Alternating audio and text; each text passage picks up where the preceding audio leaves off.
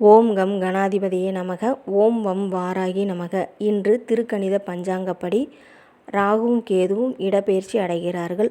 ராகு பகவான் மீன ராசியிலிருந்து கும்பராசிக்கும், கேது பகவான் கன்னி ராசியிலிருந்து சிம்ம ராசிக்கும் இடப்பெயர்ச்சி அடைகின்றார்கள். ராகுவும் கேதுவும் கிரகங்கள் இல்லை என்றாலும் அவை நிழல் கிரகங்களாக இருப்பதினால் தான் நின்ற வீட்டின் காரகத்துவத்தை நிழல் போல செய்யக்கூடியவராகும். ராகு கேதுக்கள் கோச்சார ரீதியாக தான் நின்ற ராசிக்கு 3, 6, 11ஆம் வீடுகளில் பயணம் செய்யும் காலங்கள் சுப பலன்களையும் அதிர்ஷ்டத்தையும் கொடுக்கக்கூடியது.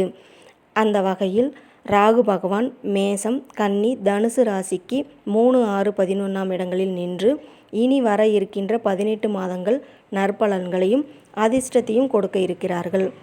கேது பகவான் மிதுனம், துலாம், மீன ராசிக்கு 3, 6, 11ஆம் இடங்களில் நின்று இனி வரக்கூடிய 18 மாதங்கள் நற்பலன்களையும் அதிர்ஷ்டத்தையும் கொடுக்க போகிறார்கள்.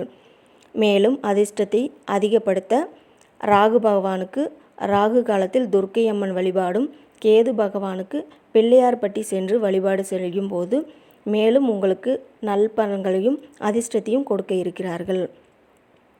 உங்களுடைய தனிப்பட்ட ஜாதகத்தில் தசாபுத்திகளுக்கும் கிரக சேர்க்கைகளும் உங்களுக்கு நல்ல ஆதரவை கொடுக்குமேயானால் மேற்கூறிய அதிர்ஷ்டம் உங்களுக்கு அருமையாக அமையும்.